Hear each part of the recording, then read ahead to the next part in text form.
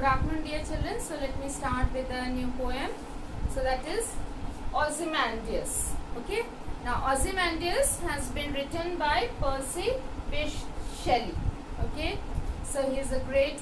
He was presently also he is a great poet, and he has written many beautiful poems with lot of meanings. So let us read about his Ozymandias. Okay. Now here Ozymandias was the name by which Ramses II was known. So in earlier time this Egyptian king Ramses II, he was known by this name. He was a pharaoh famous for the architectural structures he erected during his rule. So this he is a pharaoh, you must have studied in history. The great kings, the pharaohs of Egypt, the kings of Egypt were known as the pharaohs, and this pharaoh had built many architectural structures he had created, and he is famous for that because those architectural structures are still there erect, and then they are still observed by the people, the tourists, and lot of things to be learned from that. Okay. So Shelley here uses Ozymandias to show that nothing lasts in the face of time and nature. So here Shelley is showing that as time passes, so a human's nature, how we are, how powerful we are, so that also is exhibited, and people accordingly they may admire you, they may not even look at you, they maybe during your presence they admire you, but in your absence they might not look. So that means what is important is the nature that we have. Okay, nature that we have means the character, the attitude that we have. We should have a good attitude. The humane feeling should have be there in us. So that is what here the poet wants to show us through his poem. So here Shelley here uses Ozymandias to show that nothing lasts in the face of time and nature. So as the time passes, or as the nature's ferocious, sometimes calm situation comes, so accordingly the human things are to be observed.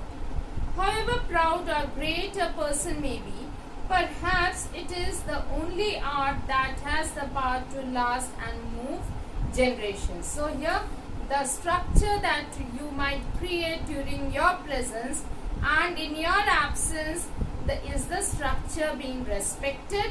Is it being observed well by the people? So as time passes, as the natural surroundings, the climatic, the weather conditions are coming up, so how far that structure is going to stand erect, or how it is going to survive. Along with that, the human nature is also being observed over here. Okay, so let us start here. I met a traveler from an antique land. So here, who is I? The poet. The poet is I. The poet says that I met a traveler. And where did the traveler come from? From the antique land, from the old land, from the land of Egypt. He has come. Who said? Now here, who is speaking this? The traveler is speaking. Two vast and trunkless legs of stone. So now here the traveler, what he had seen? He had seen two vast and trunkless legs of stone stand in the desert.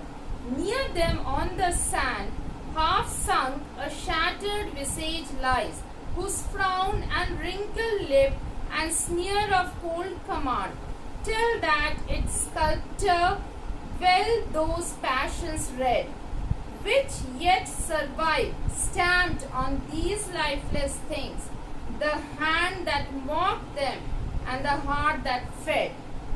And on the pedestal these words appear.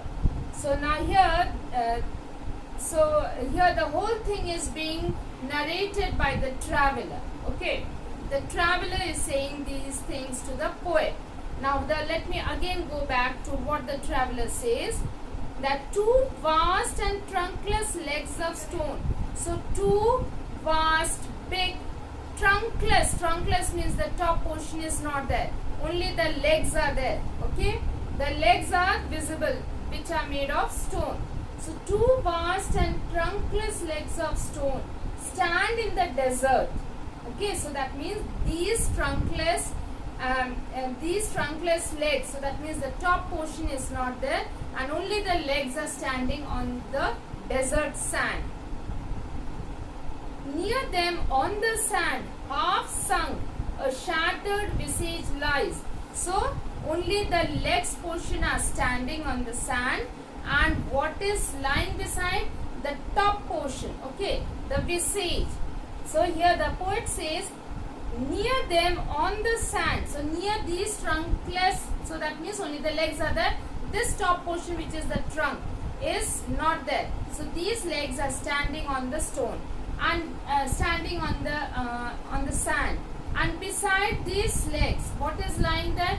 The visage, the top portion, the face especially, is lying there. So now, what is the condition of that visage? You see, near them on the sand, half sunk, a shattered visage lies. Shattered means broken. Okay, the face which has been made by the sculptor. Okay, so that is broken now, shattered there. Half sunk, a shattered visage lies, whose frown means when there are wrinkles on our forehead, okay, whose frown and wrinkled lip and sneer of cold command. So that means when you have frown, when you are either angry or when you are thinking too much, worried, okay. So now here the poet says that frown is there and even the wrinkled lip is there. And then on the face, the sneer of cold command means there is no good expression. Cold look is there, okay, without any emotions. The cold look means without any emotions. So the visage which was lying there on the sand, when the traveler saw the visage, he could get this message from the face, which was the broken face which was lying. How was the face? It had the wrinkled, the frown was there, wrinkled lip was there, and there was a cold command, means no emotions were there on the face. So he was not at all having any feeling for others. So this expression I could read. So that is what the traveler says, that this expression I could read on the face of that broken visage which was lying on the sand. So by this we understand the talent of the sculptor, okay, not the good of the king. Rather, the talent of the sculptor is more enhanced over here.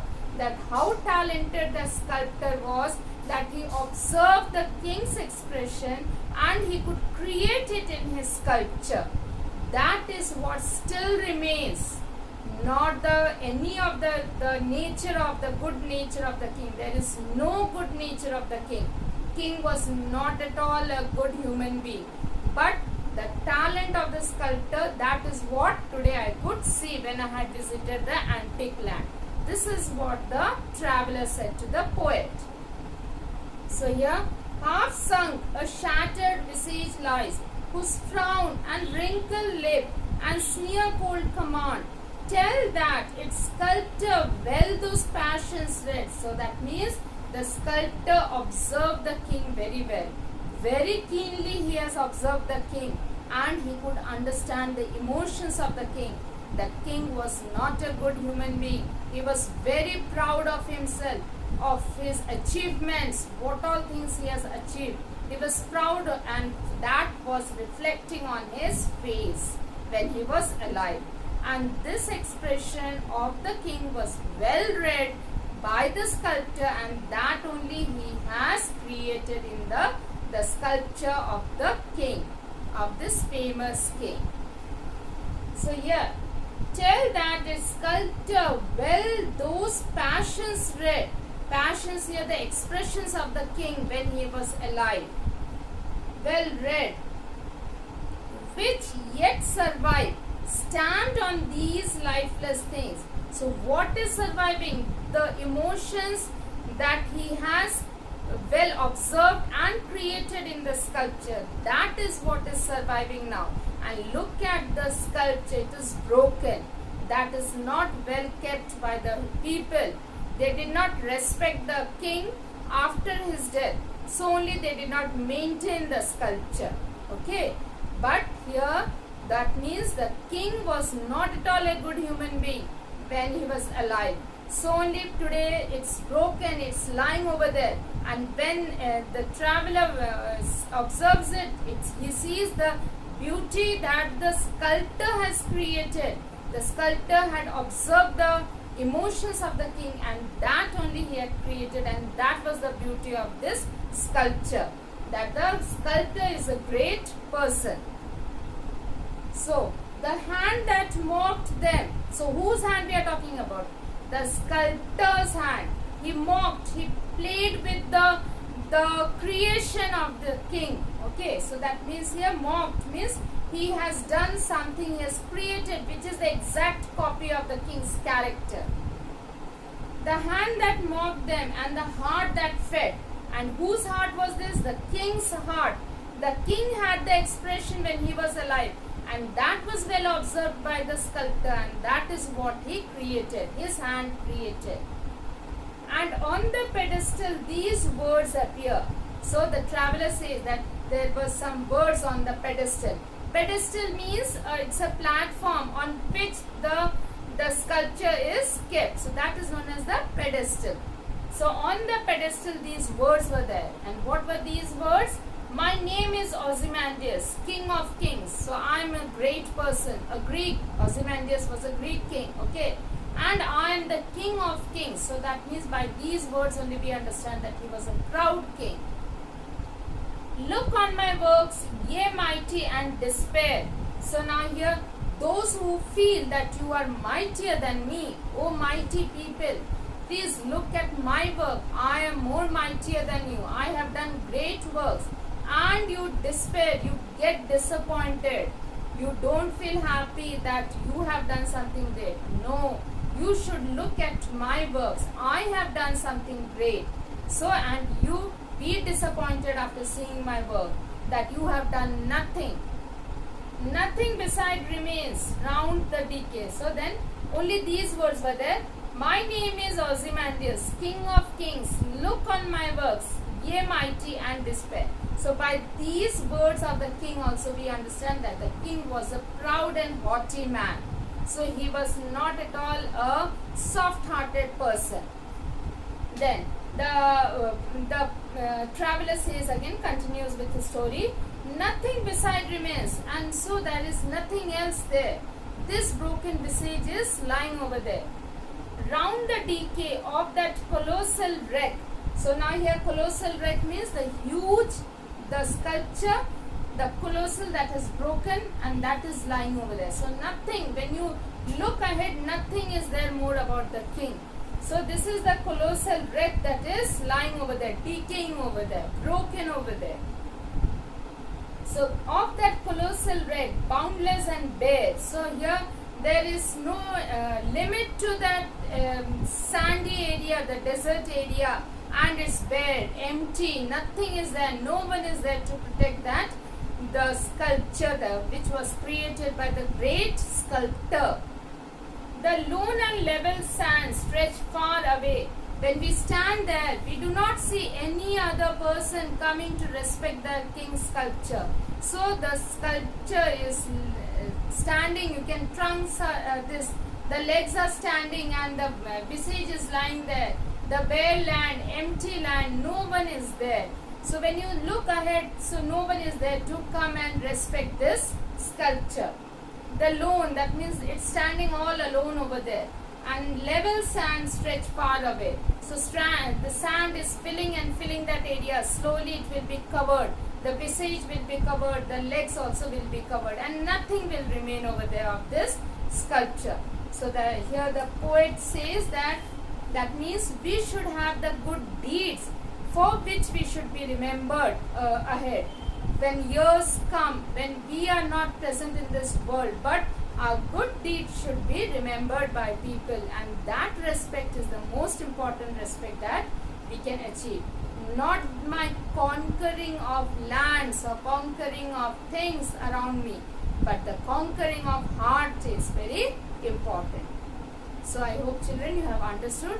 So please go through the poem well, so that you can, every bit of it, every line, every word of it, you should try to understand. Okay. So thank you and have a wonderful day.